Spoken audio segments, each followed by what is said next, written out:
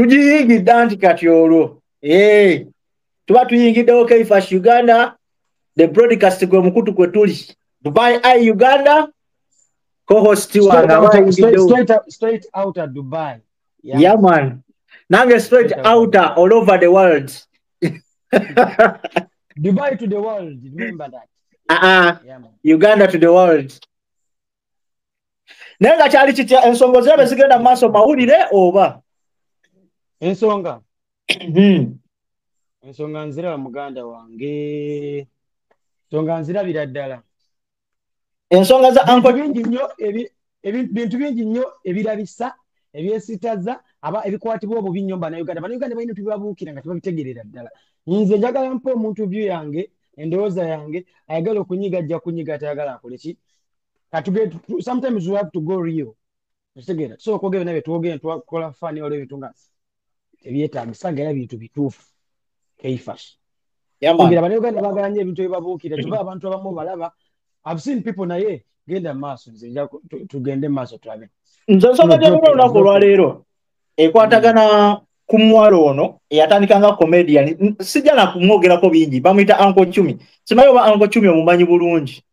Mamanyi bw'okutewa bba. Chumi yagenda sijja gamba nze nga abasigadde bwe bagamba nti yagwira ekiyimba. Yagenda mu studio of course na recording oluyimba lwe. Oluyimba ne lujja lubuuminga ku TikTok kubanga buli muntu yali yeewuunya bwewuunya okuba nti Chumi yali asobola okuyimba. Bw'omuwuliriza bulungi nnyo alina ability esobola okukola okuyimba.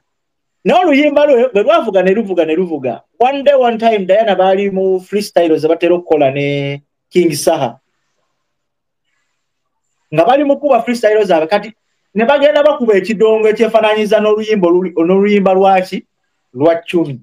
Kadala n'ateekamu kavaasa akaali kagamba bangamba ndi namba 3 ebigambo byali bitera okuyitingana mbu bangamba ndi namba 3 simanya kintu kimu bwe kityo kati ewasema n'asembayo akagamba kaali kagamba nti gw'okuttego bba kati ka sound yako ne kagenda viral ku TikTok ne katambula all over TikTok ndowooza management we yava n'egamba ye lwaki tetukolayo ki tetugifuulira ddala remix tukubira Chumi okumugamba for a remix. Omuyimbi ali establishing a Spice Diana bwakuyita for a remix it's an add up on you. Oba kiba kigatta ku already yete kimugatta ku already yali established akoze collab n'abantu bangi not only mu Uganda wabula ne outside Uganda ina collabs nyingi zakoze neno remix we yagireeta okugattako ku Chumi yatuuse ssaawa zino n'atandika kwagala kuvumiriza mbu Diana simanya tamuyambye mbu Diana tayikoze biki bannange omuntu wajja n'akugamba nti kankuyambeko mu kino nekino najja n'akikuwa already Diana yali akuwadde oluyimba nga it's a plus oluyimba lulo naye mu kyeki kyentegeeza ki ataddemu video ataddemu buli kimu bwe just ozze buzikuba mumwa na kuyimba wabula ate n'otuuka n'otandika okugamba mbu Diana tanyambye simanya mbu nina ebizibu bingi mbu simanye ennyumba simanye emmotoka ye yakutuma okugula emmotoka oba yakutuma okupangisa ennyumba gy'otasobola kusasula. Abantu abamu bagenda ne balowooleza mu mbeera y'ebintu bingi mu kufuna abantu mu mbeera ey'okuba nti ogenda mufunamu kingi ne beerabira nti buli muntu naye aba n'ebigendererwa bye nti tatunulidde gweka Diana tumulabye yayambye abantu bangi mu ggwanga Uganda abalina omwasirizi n'abatalina mwasirizi abantu abakulu naddala abakyala mu mbeera ez'enjawulo abantu ab'amadiini ag'enjawulo tasosola ddiini nti obeeno oba eri wabula amadiini gonna general omusanga mu makyakezi omusanga mu mizikiti ng'asiibula abantu mu kiseera by'ekisiibo naye kati gwe bw'otunulira omuntu gwe nga Uncle Chumi gwe ayagala simanya bakwogereko simanya ayagala Diana akuyambe simanya biki nga wano baali ku shemu ne Alan Cruz nga oyo nakyala asaba yingini ya motoka namba Diana n'amugamba no nze ngenda kugulira emipiira era yamwambaliza emmotoka ye emipiira ena ne bagimuteerako naye kyasi nti obutasima bwa kino ekiwala nti n'ekirala kyogera nnyo ebikolwa bitono naye omumwa gwe gusinga obuki obunene sigana nti talina ki oba ki yes oluyimba lwasangibwako lulina tokatifu naye ate bw'otunuulira oluyimba naddala mu streams gundi ku YouTube olwa original version bwe lukola na remix bwekola lwogerawo enjawulo nti waliwo plus ey'omuyimbi yakugattako nga tolina kyoli naawe kenyini kiki wafuuka oluvannyuma lw'omuyimbi eyo okugattako remix eyo. Essaawa zino bwe twogerera olw'ebigambo ebingi ebyayogereddwa ku luyimba olwo Diana yalutadde wansi oba yaluggye ku YouTube ye terukyaliko. Lubadde lugenda mu bantu oba mu viewership ya 6,000 essaawa zino lubadde lwagiyingidde viewership ya 6,000 olw'ekumi luli 30. Naye Diana no remix gye yakola ebadde mu viewership y'abantu 60,000. Ekyo kyekikulaga nti waliwo omuntu kyabaakugattako ne kyabaakusinga. Gwe nga gw'osobola okugamba mbuuze mbadde mu industry ebbanga ddene naye ng'okola ky'obadde muyimbi oba obadde okuba mu mwakubo eri bayimbi nakusabiriza kubaako kye bakuwa. Kubanga weebuuza omulimu omuwala oyo gwakola teguliiwo. Just ye nga ye mukubi wa mumwa musabirizi n'abaako kyafuna kyazza eri olubuto. Kati kyali badde appreciating nti ate abantu abakuyambako kukwatako mu katono ke baba bayambyeko okukuwa ate boogezaako okuba ng'omanyiira n'okuba ng'oyasabira. Yo luyimba kyo lubadde lutambula ebbanga eryo oba akolera kolabe olwani luyimba kyo lutambula oluyimba lwali lutambula lwali terutambula luliwa lwonna gw'okutegwa obba lwali lutuuse ekiseera nga lutuuse luweddeko gwe bw'ogamba lwali luweddeko lwali luweddeko Brad. Olwo luyimba kolabo yagimuwa besinga kuki eyo si collabo, it's a remix, just a remix. Okay, remix yali amuyamba. Of course yali ayamba kyaliwe. Yakolera kyaliwe oba oyamba kyali lwaki oteeka ku YouTube yo. Tindako original version eri luddawo. Bobo oyamba. Kankubuuze tempo. Anko kiri bwekiti. Omanyi rights ya? Yeah, I do. Omanyi music rights ya? Bwe nkwata content bye bakola bino bye bakola ono muvubuka owa ono mudwa gwe yakola n'olima n'alukwata n'aluteeka ku YouTube ye. Ani ono wa gundi ono wanu hiti wanda Ozambe. Bw'oba oyamba omuntu ng'ogamba omuyamba kola remix ogimuwe agiteeka okukwe. Diamond Platnumz bwe yakola remix ya Enjoy nono mvubuka ani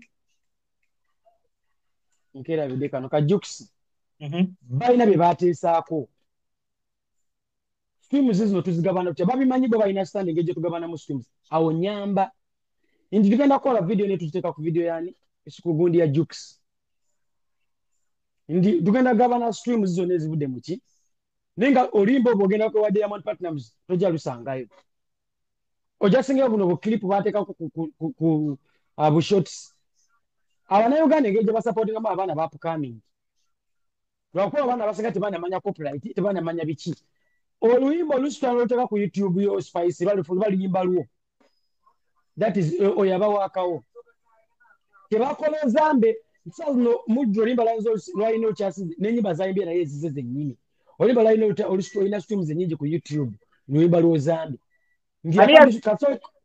ani asinga okufunamu Mudra paka kati YouTube ekyamusasula Mudra sasa YouTube ekyamusasula era remix no Spice then ajikute nake andi kati oyo mwana ozamba olimba talina ko rights copyrights mu Uganda yakola batekola ekola nebo ne bano bagunte babimanye bozambe awo matama tabimanyi oyo gundi oyo goma ko nayo luyimba omuntu alina management omulamba ogamba mutamanyi kye bayita copyright tamanyi obadde ki gamba nti copyrights mu Uganda mweri copyright and neighboring whatsoever bwe mudamu kola remix linda ko mudamu kola remix luwa lumazo chuka nga luvude muntu omu kali kuserwaba lwababiri okitegera ndikati Spice Diana naye alina right baluteka ku YouTube yekitegeza owningo okimanyi bwe nteka iwakawo on strikingirawo naye tuba tubadde mu video babiri n'oluteka eno gamba this is copyrighted to me nange nteka ekintu kyekimu tembo kati kansoke nkunyonyeremu katono nnyo ku copyright engeri gyekola onaba copyright kati saa zino tukutte video eno nze nina copyright ku video nawe mweno video oyinamu copyright eya performing arts nti performing kati singa n'ebigambo byoyogera Temple nti tunkubuuziza question nga obina w'obijja ebigambo ebikufulumamu ebyejja wano byendicodinga nabyo biba copyrighted kuggwe kati nze kyemba nina copyright wakwata ebifaananyi okugyayo kamera copyright mbanjirina ebayani yange under you coming to this channel under my invitation kitegeeza mba owninga rights. Yes. Naye omuntu ayamba you don't own. Waba Spice ina ambition ya kuyamba mwana oyo. Yandi kutoliyimba ne bakola video na mwana atambuza. Ye namukolera just bukirip. Tambo kangubuza yakabuzo katono.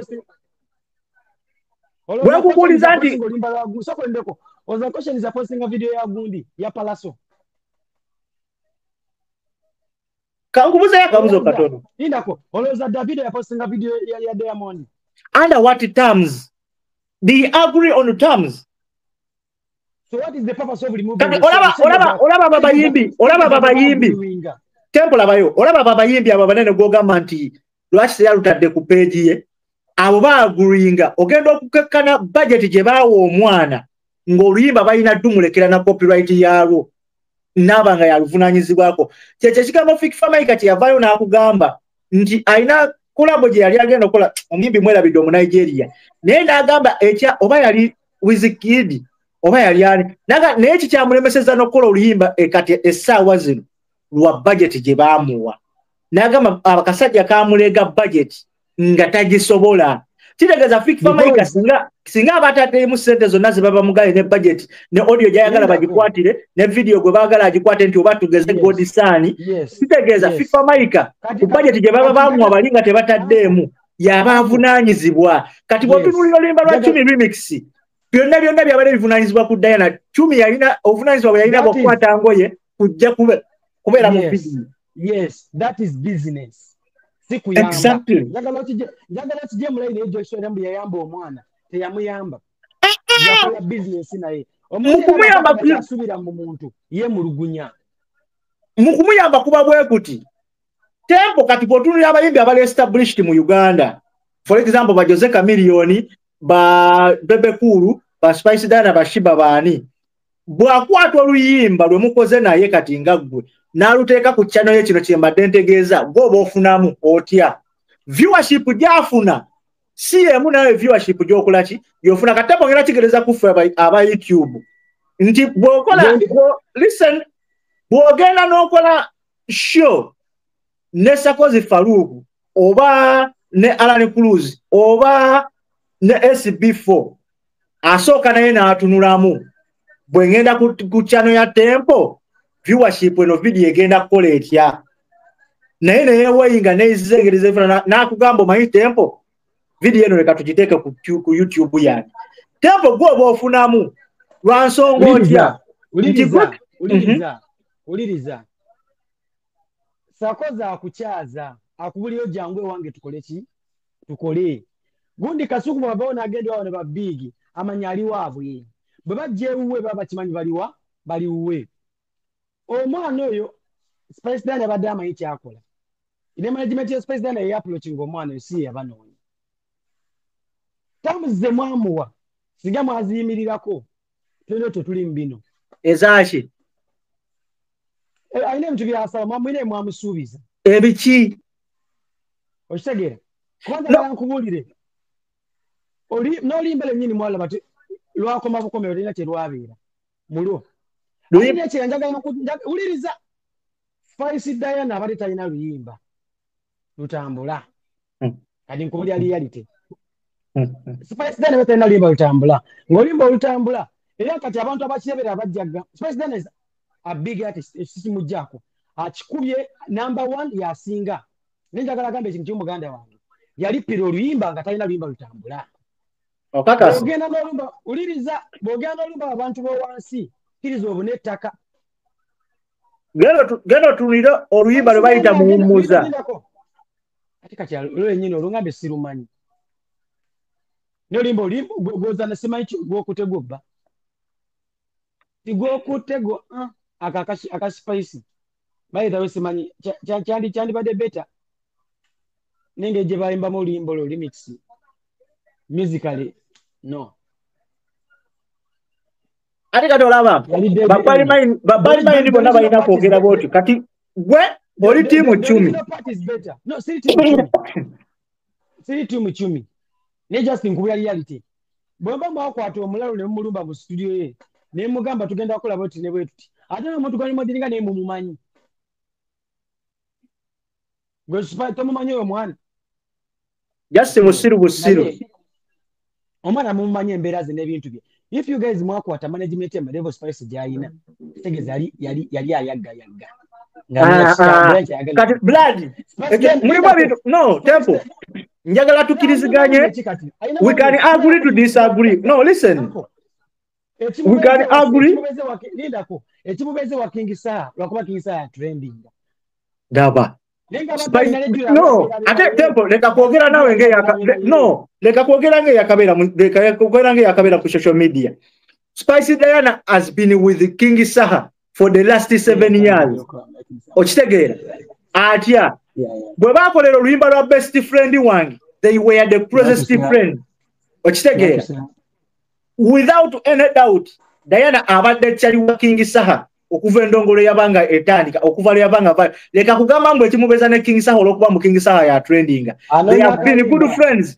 King Saha wandikidde ku Spicy Diana nyimbo utali lumu ezitali bbiri. Balina kolabo etali emu ezitali bbiri. Okitegeera that means they have been friends. Era ne King Saha avayo lunwe n'akyogera n'agamba nze mu bayimbi abakyala omuyimbi asinga okubeera kyali wange bamuyita Spicy Diana. Ometoliyako kati okya kupi ne King Saha ovugana ne bawini wa mami. No, olinga wini wa mami. Mana magambere ne King Saha. You have a brand, you have brand your protecting. Gendo okole charity zofa je twakumanyirira. Sikweto olaba ne baba King Saha. King Saha good awakabya ina voko bichi. Yetolede King Saha. Spice Diana tatava mu muzigundize. Je yocheze unaga niko nonya oyo mwana bamuja ko luyimba. Mwana ki? Gwokutegwa bana alulipi. Ati mwira kintu kimu kye mutakiriza. Uliriza. Njagala okiriza kintu kimu. Lindako, it was a mistake from the start ogenda okusaba Chumi oluyimba. Spice Diana osabota Chumi oluyimba. Byonna bye wanyodde nga tonajja kola video eno. Bikulu, you should revise your drinks. Kubanga, listen. Wawulira recommendation. Did you listen to recommendation that Chumi made? Wachiwulira oba tewabiwulira bye wayogera? Nabiwulira. Anko, nabiwakana nchanze saliyo. Kati kyekyo kyengezaako kugamba. Bw'ogenda ku media yonna, abantu abatasiima, still they will remain like that forever and ever. Uncle, you know why? Ensonga eri bweti. Ne Aloni. Ani? Kibati yakola limba ne Aloni. Ne Aloni? Ono remix ya Njalwala. Kati togerageranya ebyo ndi ku muyimbi akyasinze okuba obuganzi mu ggwanga Uganda. Kyenjagala tukiriza wuliriza kyenjagala tukiriza tuwakanye tugaane. Asinga okola ki? Tempo essaawa zino asinga okuba nga ya training mu ggwanga Uganda. Kyenjagala okiriza kiri bwekyo. Wuliriza ebiseera ebisinga mulina information gye mufuna naye nga mugifuna mu bukyamu. One, ebiseera ebisinga when an artist is under any management, it's always the management to handle each and everything. Muleme kutambula linya sitekola ku nsobi. Olina ekintu kimu kyotakiza kati kankubuuza ekigambo kino njagala onziremu oba with the truth nga toli bias. Mu remix eyo Chumi yayambibwa oba teyayambibwa? First of all, answer yayambibwa oba nedda? Ndalika nkubulire. No, be brief. Kwa si kyengenda okubuuza kyokka. Kubuuza Chumi yayambibwa oba teyayambibwa? Chumi bamuyamba ku kintu ekirungi already. Let me ask you a question. Uncle, okola ne gundi oluyimba okola ne chimyo oluyimba techiza spice techifula spice busiwa akabi owo techifula spice mbotamanyi kuyimba wadenga ne kuli mix yayimba bubi kankubuuze osobola okugerageranya omuyimbi eyakajja ennaku 2 ku muyimbi abaddewo for the last decade for the last 10 years tekisoboka sobola mugerageranya. Then kati why do you compare Chumi omwana yakajja ku TikTok ayina oluyimba lumu n'olwokubiri lugaanyo tambula omugeragere ku Spice Diana musimanya Chumi yayamba Spice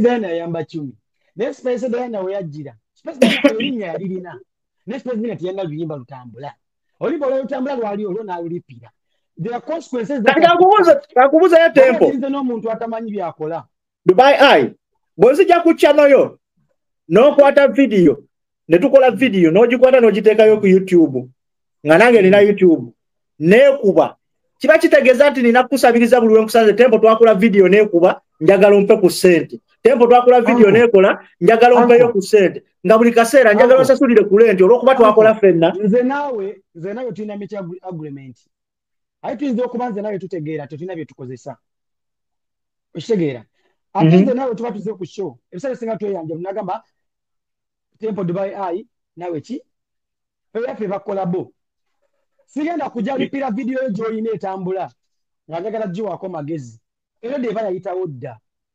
bwenzija ku kintu nga kyakabi njagala nkiweeko amagezi negamba nange nteekaayo that means netadde ku level yo kati bwenzija bwojja nompa amagezi ku kintu kyange ekitambula ate amagezi gompadde ne gakuba okusinga kyekyembadde ntambula kufenna tegasobola kuba oluyimba balugejingira ku streams ku numbers ku viewership nkugambye genda okebere ku viewership oluyimba lwafuluma emyezi 3 emabega n'oluyimba lwakafuluma omwezi gumu oluyimba 10 alina ku YouTube ye naye jeruli remix teyayagala giteekayo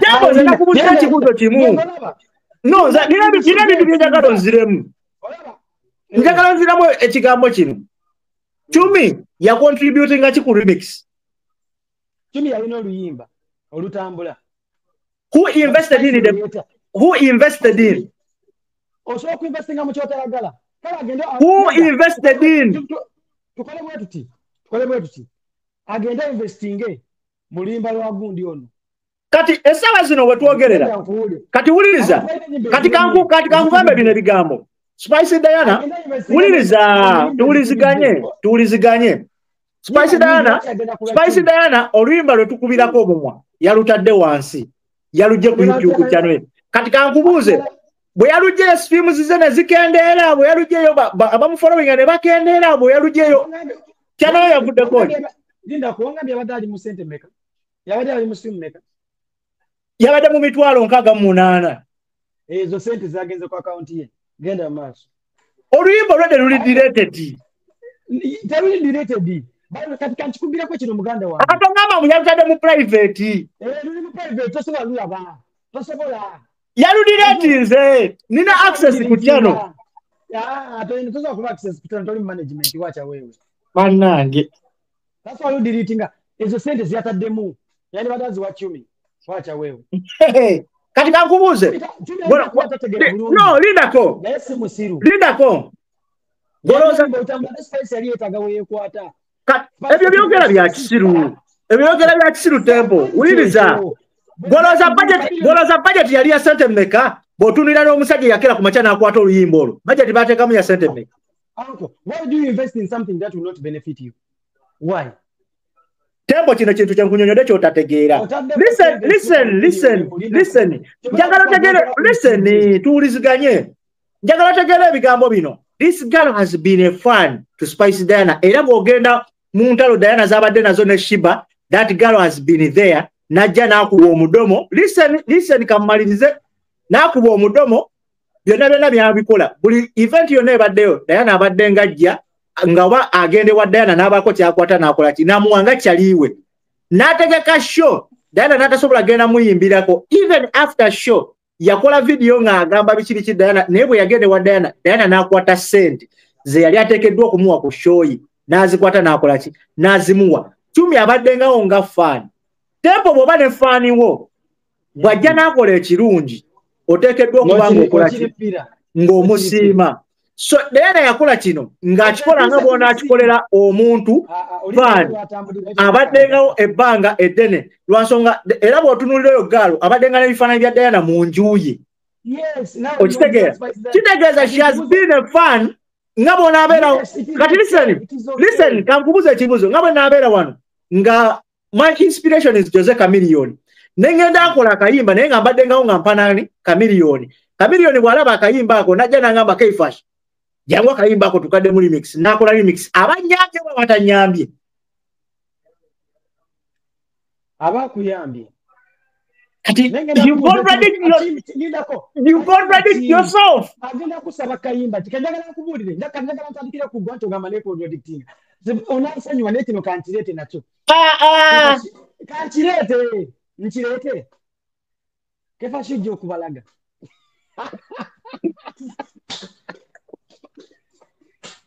of which you even have songs. And one of the best thing I know, or you can go spicy, just it you doubting. And then there's a couple you going in music. Of which the name Saja Rock is event. When it comes to connection with Spice Gun, one proving age. You guys meet and talk. You know, like only so much connected to her. The more meet like byonnebyo naye weebuuze olina ennyimba zo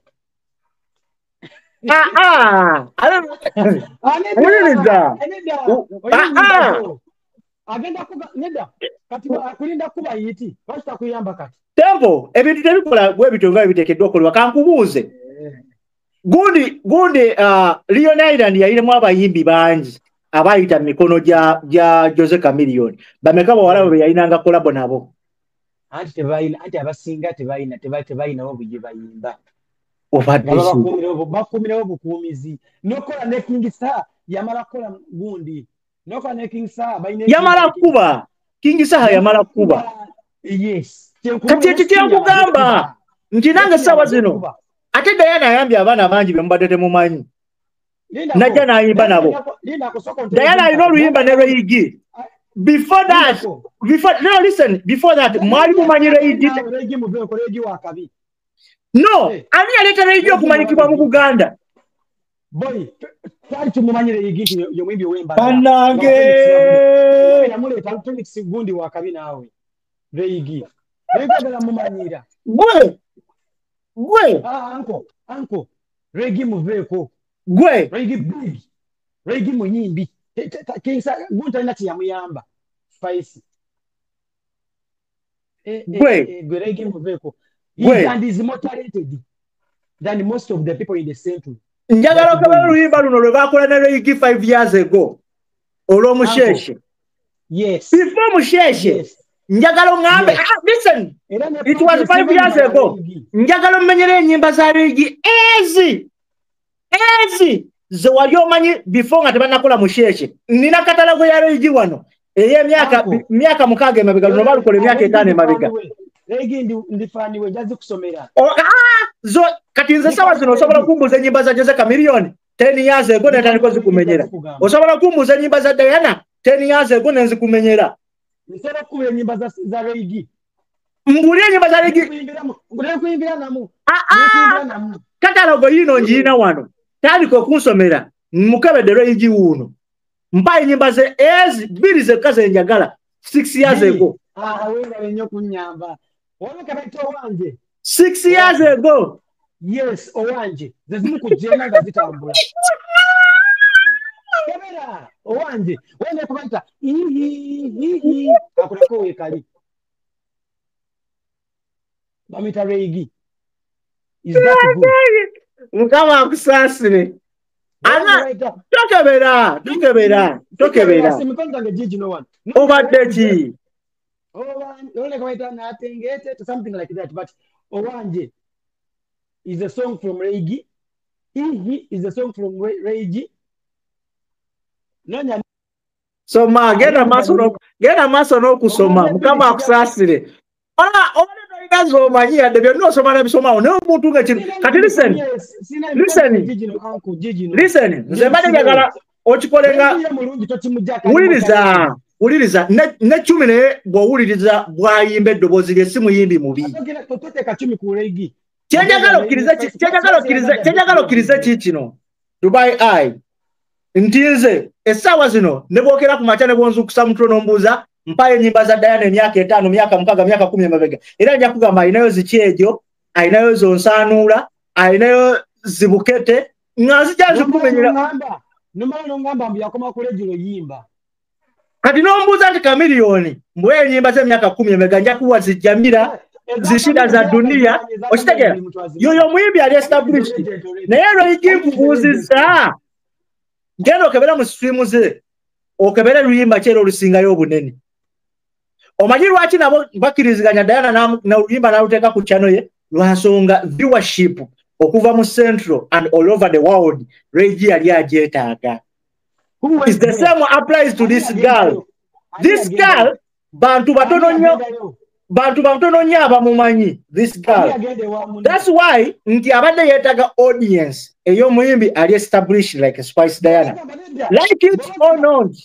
Uncle, bogamba Spice Diana ayamba abantu. Wamanyi buli gwakwatako akuba nga bwe yakute ku 10 n'akuba. Kefa shijo inalaga akwateko nawo okube. Nze sikyali muyimbi. I'm a businessman.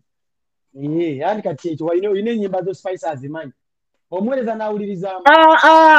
Seetaaga. Liam is a good artist. Listen. Saka owulirize. Liam is a good artist. He was once a Spice gadget. I know Luyimba ne Diana. Osobola kompera Liam ku 10. Anko. Tokombera Liam ku 10. Omanyi kimi kyasinga Liam? Kyenkugamba. Kimi kyasinga Liam? Nkikugambe. Kiri alina akayimba omunene yasaba 10 kolabo. Eyo mentality kati eri mu ggwe. Kyomayera kyolowooza. Liam Voice is one of the artists as singer streams mu ggwanga Uganda. Babeerako bonna bangi babeerako is one of them, which is okay. Naye gwe wabuuze lwaki talina luyimba na Liam talina tamanyi ku Diana kubanga he was a Spice gadget well known by Spice.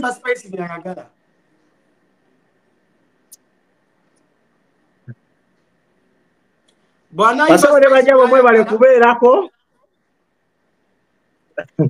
Olw'ebigambo ebingi omwami ono byakola sigenda kubanga asukkawo wano olunaku olwaleero siibula abantu tuve wano. Abantu bombe bazana nze ni musajja wa mazima. Ngenda kugalawo ne buno obugambo obusembayo. Spice Diana is a big artist. Management ye yatuukirira 10 mwakola mistake esooka. Mwena mukimanyi 10 tali stable. Kyo mukimanyi. Ku bintu byazzaako yamadde mulaba. Tayogera kigambo n'akibeerako tanywera toyinza kira ku makyano omubalirako. That was a big mistake. Management ya Spice yakola ogenda okulumba 10. Ekisooka avaavaako yefuula. Singa mwali mwagala kikozesa manti signing mu signing sa bwe kyogere ebekisuule mukiteeke emabega w'emitayimbu. Kuba ensi tegenda beerawo depending ku bantu batakola ki batapiikinga feet. Kitegere. Nawe akuta brand ya Spice yonna agitanishinze enje yonna alyonoonye because aina Dubai Eye. We are discussing the situation because of that, my brother. Mubeera bulungi mweraba tulabagane olunaku obadde ki tulina bingi ebyokukola. Mukulu kwa kai pashidi the broadcast bana mu subscribing mu liking mu sharing mu commenting. Dubai Uganda mazima. Dubai Uganda abeerako nnyo musajja akyasinze okubanga atuwa information eva mu Dubai. Atayina kyamugattako. Kyekyo kituufu. Abali wansi mu balikeyo wansi. Kyovula abaana tebakyagabira upcoming collabo byebyo. Upcoming tebasiima ate basumbuwa nnyo. Let everyone find his way. Baba kubya kima ne kikuba muleke. Lwaki bagenda wali any skin. Babi ya balasi. Kasale mu. Don't tisa. Ate waliwo ansalira